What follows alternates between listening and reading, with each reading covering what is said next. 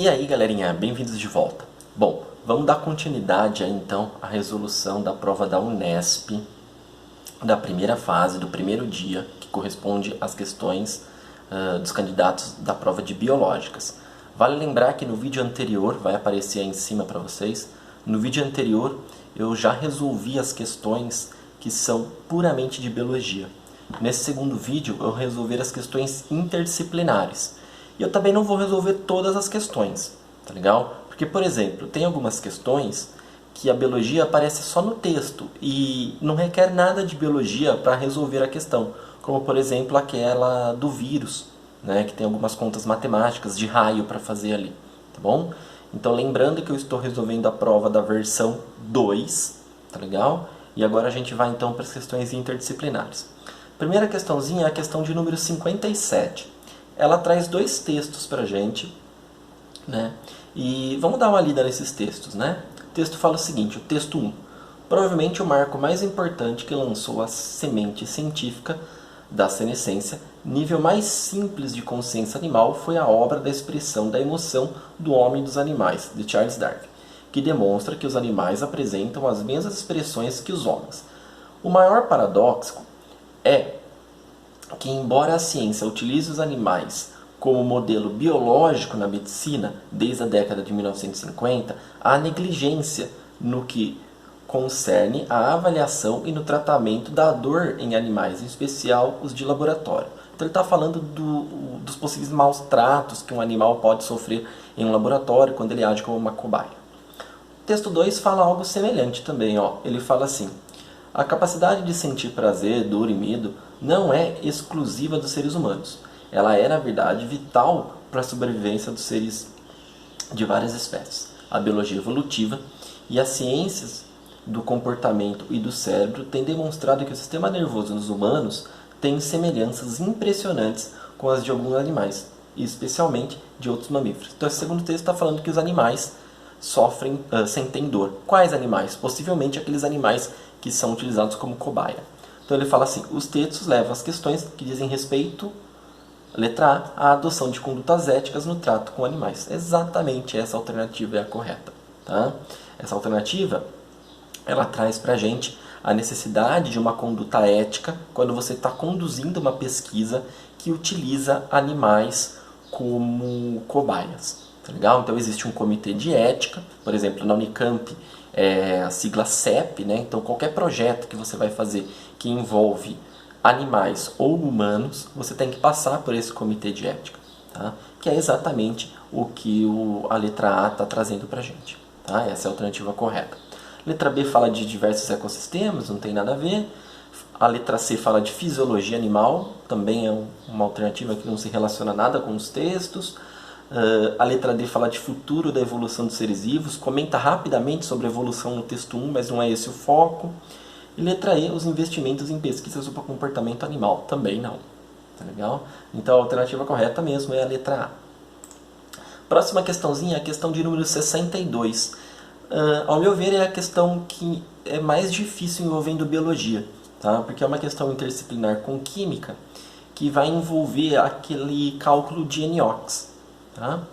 Bom, que é o número de oxidação lá, né? Então o texto fala o seguinte, os seres vivos contribuem para a ciclagem do carbono na natureza por meio da oxidação ou redução desse elemento químico presente em moléculas orgânicas ou inorgânicas. As equações das reações químicas a seguir remetem os processos biológicos que convertem os compostos de carbono. Qual é a parte de biologia aqui? É você identificar o que corresponde a cada uma dessas equações. Então, a primeira equação, a gente tem aí a equação da respiração celular. A segunda equação, nós temos aí como referência a fotossíntese. A terceira equação é uma fermentação, né? E se você for olhar o produto, é um álcool, olha o grupo OH, função orgânica lá na química, né? Então a gente pode falar aqui que é uma fermentação alcoólica. E a terceira equação também é uma fermentação, só que nesse caso ela forma ali um ácido acético, função orgânica, né? C-OH, que está representado aqui pelo COOH. Tá legal? Então a letra D aí corresponde à parte da fermentação acética. Legal? Bom, agora, aonde entra a dificuldade? Olha o comando da questão. O comando fala o seguinte: nessas reações químicas, o carbono é reduzido com menor transferência de elétrons. Né? Então você vai ter que calcular o NOx. Eu não vou fazer esse cálculo com vocês, né? Mas lembra aí que o valor do NOx para o oxigênio é -2, para o hidrogênio é +1, né? E o carbono é o valor que você quer encontrar, tá legal? Então você vai ter que fazer uma comparação, né, dos NOx na primeira equação, na segunda, na terceira e na quarta equação, e vai observar aí aonde que o valor de redução do NOx é menor, tá? Esse valor de redução do NOx, ele vai ser menor na fermentação alcoólica, tá? Que é onde a gente vai ter uma redução aí do NOx de 2 para -2, tá legal? Bom, então a alternativa correta aí é a letra E, tá? Que fala lá de fermentação alcoólica. Se alguém ficar com dúvida em como resolve o NOx, me manda uma mensagem, tá? Eu posso trocar uma ideia com vocês depois sobre isso, tá bom? Mas é basicamente fazer aquelas continhas, né? Eu gostava de fazer isso no cursinho, achava interessante fazer aquelas continhas de valor de NOx. Então, por exemplo, se você pegar a molécula de glicose, se o hidrogênio vale +1, então você tem +12 referente ao hidrogênio, né? Aí para o oxigênio é -2, como você tem 6 moléculas de oxigênio, você tem um valor de -12. Então, no caso, o NOx para essa molécula, né, do carbono acaba sendo 0. E aí você tem que fazer isso para as outras moléculas também, para poder chegar nesse resultado. Tá? Então a alternativa correta é a letra E, tá bom? De fermentação alcoólica. Bom, questãozinha 65 é uma questão muito bacana, uma questão interdisciplinar com matemática. Tá?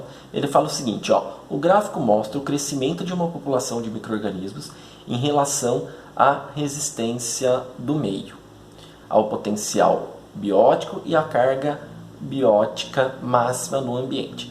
Bom, potencial biótico é a curva em azul, tá legal? Esse é o potencial biótico.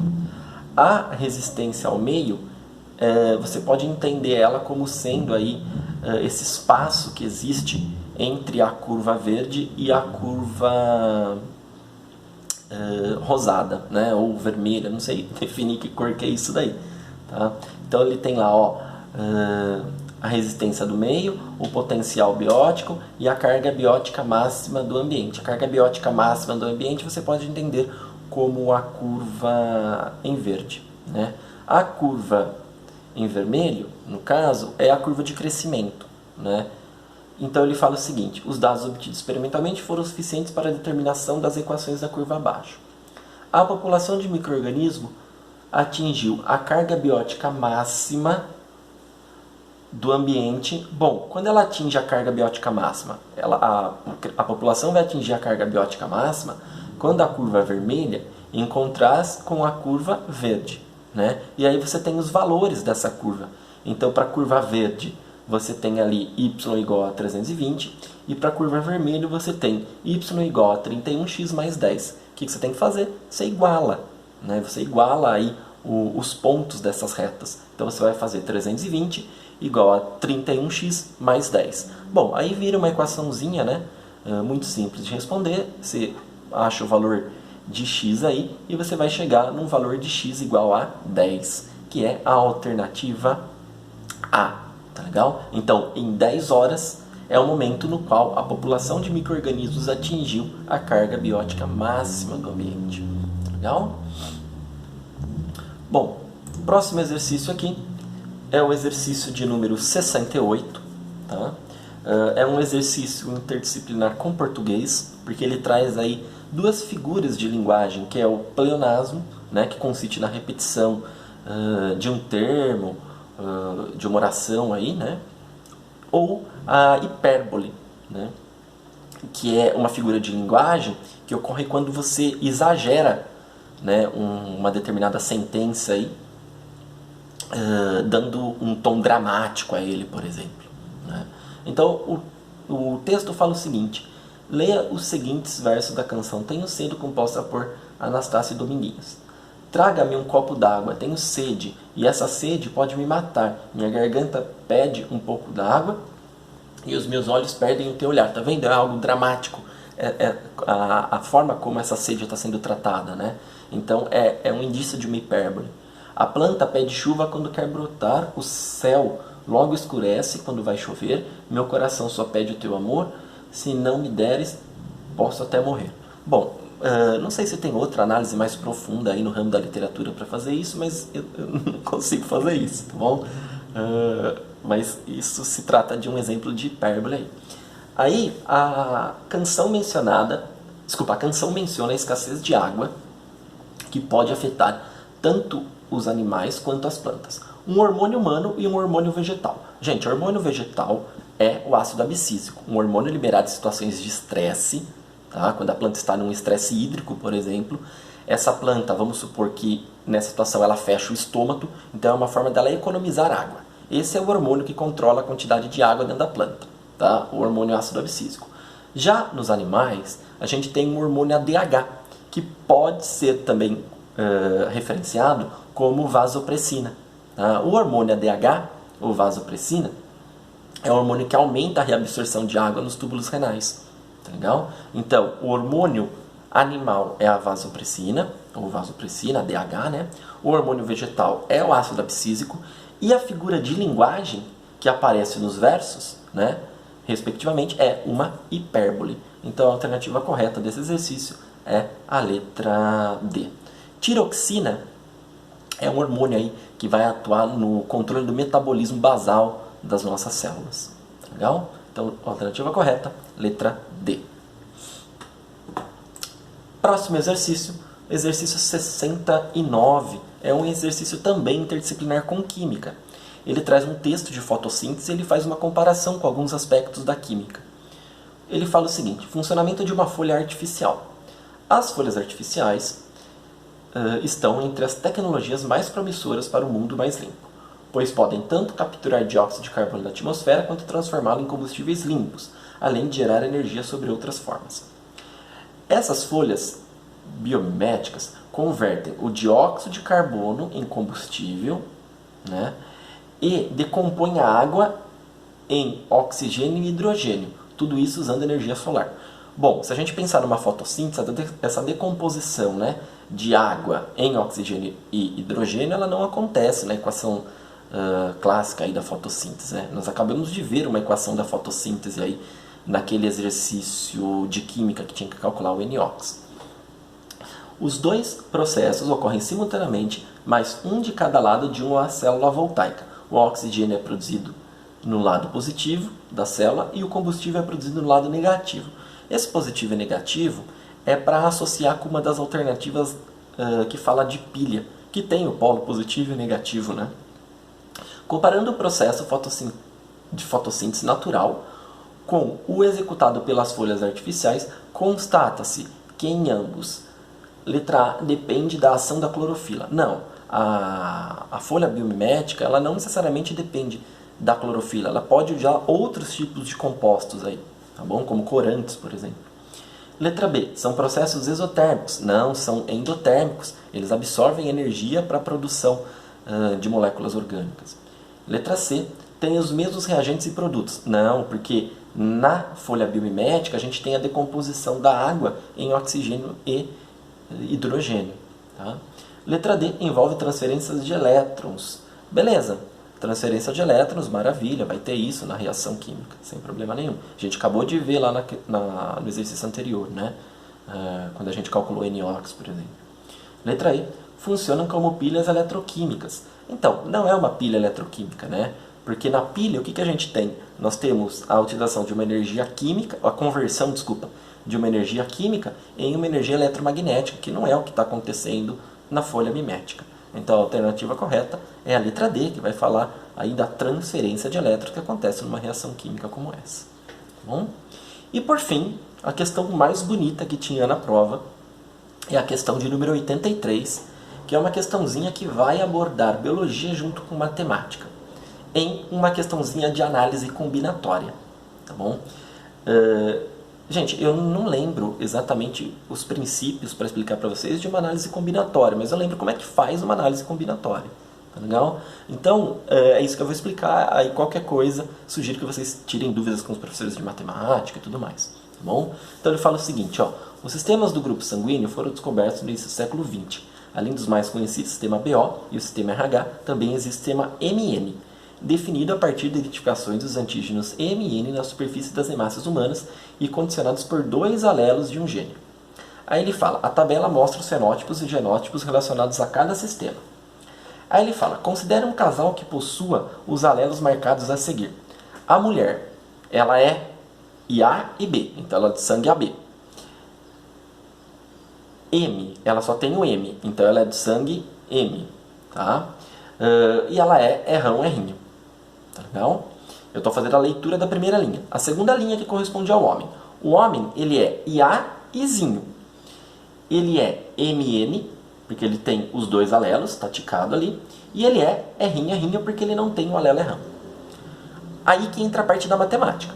Considere os sistemas ABO, RH e MN. Então eu tenho 3 situações. Então é uma análise combinatória que você vai fazer com 3 espacinhos, 3 risquinhos para colocar números, né?